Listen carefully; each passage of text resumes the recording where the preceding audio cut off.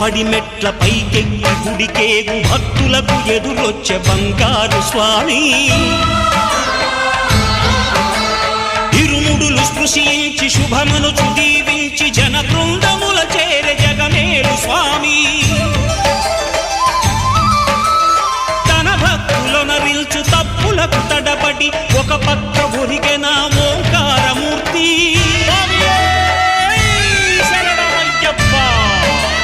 స్వాములందరూ తనకు సాయము కాగా ధీమంతుడై లేచే ఆ కన్య స్వామి పట్టబంధము వీడి భక్తతతికై